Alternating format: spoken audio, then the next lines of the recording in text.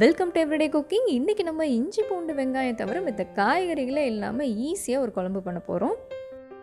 இது குறைவான நேரத்தில் ஈஸியாக செஞ்சிடலாம், பட் செம்ம டேஸ்ட்டாக இருக்கும். இதுக்கு ஒரு 1.25 கப் அளவுக்கு கடலை மாவு எடுத்துக்கோங்க. இதில் 1/2 டீஸ்பூன் மஞ்சள் தூள், 1/2 டீஸ்பூன் மிளகாய்த்தூள், 1/2 டீஸ்பூன் சீரகம், 1/4 டீஸ்பூன் பெருங்காயத்தூள், தேவையான அளவு உப்பு, 1/2 டீஸ்பூன் இஞ்சி பூண்டு விழுது, 2 பெரிய ஸ்பூன் தயிர், கொஞ்சமாக காஞ்ச வெந்தயக்கீரை அதாவது கசூரி மேத்தி, இதோட 1 ஸ்பூன் எண்ணெய். இது எல்லாத்தையும் சேர்த்து நல்லா கலந்து விடுங்க.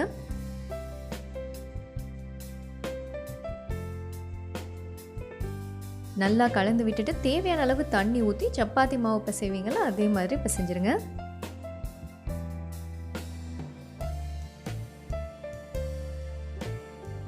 நல்லா சாஃப்டாக இந்த மாதிரி இருக்கணும். இப்போ இந்த மாவை 2ஆக பிரித்து நம்ம நீளமாக உருட்டிக்க போகிறோம். எண்ணெய் தடவிட்டு அதுக்கப்புறம் மாவை வச்சு இந்த மாதிரி பிரிச்சுக்கோங்க.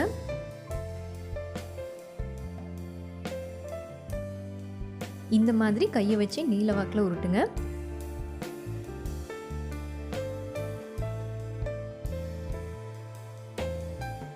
இதுவும் நல்லா நீளமாக உருட்டியாச்சு. இப்போ இது ஒரு 2-3 துண்டுகள் ஆக்கலாம்.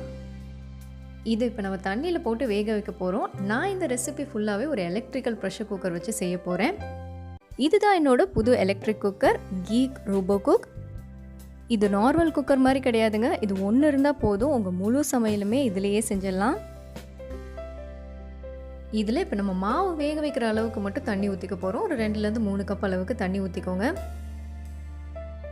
இந்த மாவு வேகிறதுக்கு ஒரு 10 நிமிஷம் ஆகும். அதனால் நம்ம இட்லி ஆப்ஷன் எடுத்துக்கலாம். இட்லி ஆப்ஷனில் 10 நிமிஷத்துலேயே நீங்கள் குயிக்காக குக் பண்ணிடலாம். தண்ணி கொதிக்க ஆரம்பிச்சதும் நீங்கள் கட் பண்ணி வச்சுருக்கிற மாவை இதில் போட்டு வேக வைக்க வேண்டியதுதான்.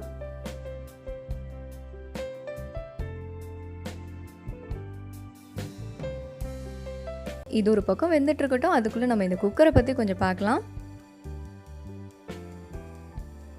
இந்த குக்கரோட ஒரு பவர் கார்ட், சமைக்கும் போது உங்கள் கை சுடாமல் சூடான பாத்திரத்தை பிடிக்கிறதுக்காக ஒரு 2 ரப்பர் ஹேண்டில் கொடுத்துருக்காங்க. இது நிஜமாகவே ரொம்ப கம்ஃபர்டபுளாக இருக்குது. ஸோ துணி தேவையில்லை, ஈஸியாக அந்த மாதிரி கையில் மாட்டி பாத்திரத்தை பிடிச்சிக்கலாம். இதோட ஒரு மெஷரிங் கப்பும் ஒரு ஸ்பேச்சுலாவும் கூட கொடுத்துருக்காங்க. இதை நீங்கள் சுத்தம் பண்ணுறது ரொம்ப ஈஸி. ஏன்னா பாத்திரத்தை இந்த மாதிரி ஈஸியாக கலட்டிக்கலாம். இந்த மாதிரி தனியாக வரதால நீங்கள் கலட்டி எப்பயும் போல் நார்மல் பாத்திரம் மாதிரி க்ளீன் பண்ணிக்கலாம்.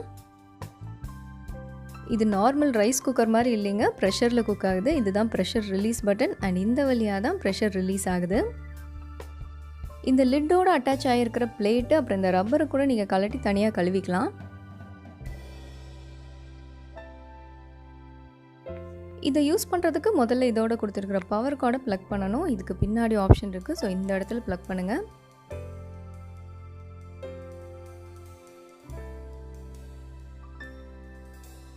குக்கரோட மூடியை எப்படி திருகி நீங்கள் ஓப்பன் பண்ணுவீங்க அந்த மாதிரி தான் இது. இந்த மாதிரி திருகி ஓப்பன் பண்ணுங்கள். க்ளோஸ் பண்ணுறதும் அப்படி தான், நல்லா செட் பண்ணி திருகி க்ளோஸ் பண்ணுங்கள்.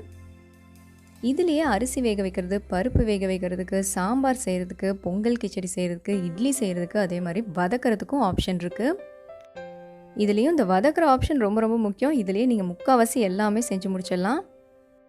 நீங்கள் நான்வெஜ் செய்யணுன்னா கூட அதுக்கும் தனியாக ஆப்ஷன் இருக்குது. மீன், சிக்கன், மட்டன் எல்லாத்துக்குமே தனித்தனி பட்டன் இருக்குது. நம்மளுக்கே தெரியும் கொஞ்சம் பொறுமையாக குக் பண்ணால் டேஸ்ட் ரொம்ப நல்லா இருக்கும்னு. பட் இருந்தாலும் இங்கே குயிக், மீடியம், ஸ்ட்ராங் அப்படிங்கிற 3 ஆப்ஷன் இருக்குது. எனக்கு டைமே இல்லை, நான் சீக்கிரம் செய்யணும் அப்படின்னாலும் சீக்கிரம் செய்யலாம். இல்லை எனக்கு நிறைய டைம் இருக்குது, நான் பொறுமையாக செய்ய போகிறேன் அப்படின்னாலும் உங்களுக்கு அதுக்கும் ஆப்ஷன் இருக்குது. இந்த மாதிரி மூடியை கழட்டிட்டு ஆன் பண்ணிவிட்டு சாட்டே ஆப்ஷன் எடுத்துகிட்டு நீங்கள் எதை வேணாலும் சமைங்க, ஈஸியாக சமைச்சிடலாம்.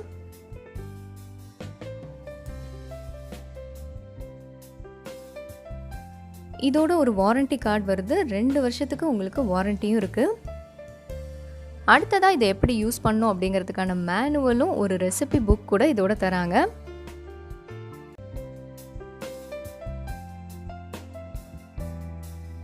இங்கே 10 நிமிஷம் ஆயிடுச்சு. மாவு நல்லா வெந்துருச்சு. இதை வெளியே எடுத்துடலாம்.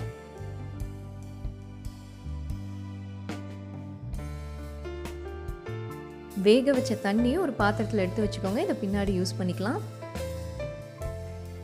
இந்த மாவை இப்போ சின்ன துண்டுகளாக்குங்க. ஸோ குழம்புக்கு தேவையான பொருட்கள் எல்லாம் ரெடி. இப்போ ப்ரெஷர் குக்கர் எடுத்துக்கோங்க.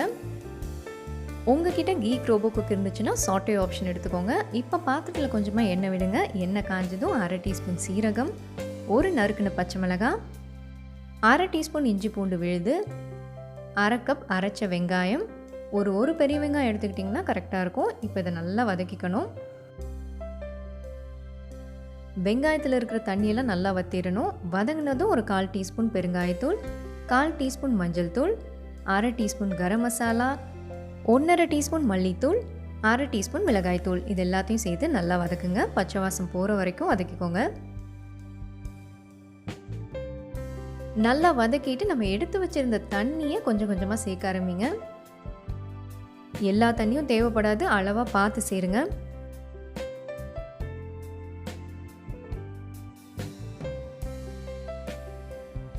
அளவாக தண்ணி சேர்த்து கலந்து விட்டுட்டு தேவையான அளவு உப்பு சேர்த்துக்கோங்க. நல்லா கொதிச்சதும் நம்ம வேக வச்சு வச்சிருக்கிற மாவை சேர்த்துடலாம்.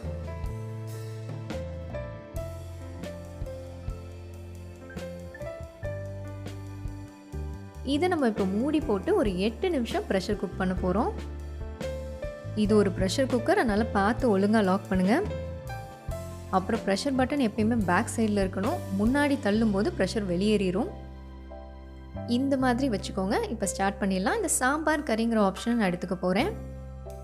நான் இங்கே மீடியமில் குக் பண்ணுறேன். உங்களுக்கு இன்னும் டேஸ்ட்டாக வேணும்னா ஸ்ட்ராங்கில் குக் பண்ணுங்கள். இல்லை ரொம்ப சீக்கிரம் வேணும்னா குயிக் ஆப்ஷன் எடுத்துக்கோங்க. இங்கே ரெடி ஆகிடுச்சு. உங்களுக்கு உடனே ப்ரெஷரை ரிலீஸ் பண்ணணுன்னா இந்த மாதிரி ப்ரெஷர் பட்டனை முன்னாடி தள்ளுங்க. அவசரம் இல்லைன்னா விட்டுறலாம். ப்ரெஷர் குக்கரில் எப்படி ப்ரெஷர் ரிலீஸ் ஆகுதோ அதே மாதிரி இதுலேயும் ரிலீஸ் ஆகிடும். இதோ நம்மளோட கறி ரெடி. இது செம்ம சாஃப்டாக செம்ம டேஸ்ட்டாக இருக்கும். பட் சூடோடு சாப்பிடுங்க. ஆற ஆற கொஞ்சம் கெட்டியாகும். இந்த ரெசிபியை செய்கிறதுக்கு நான் Geek Robocook electric pressure cooker use பண்ணியிருக்கேன். உங்களுக்கு இது வேணும்னா லிங்க் டிஸ்கிரிப்ஷனில் இருக்குது, கிளிக் பண்ணி வாங்கிக்கோங்க. வேறொரு இன்ட்ரெஸ்டிங்கான ரெசிபியோடு உங்களை சந்திக்கிறோம். மறக்காமல் எங்கள் சேனலுக்கு சப்ஸ்கிரைப் பண்ணுங்கள்.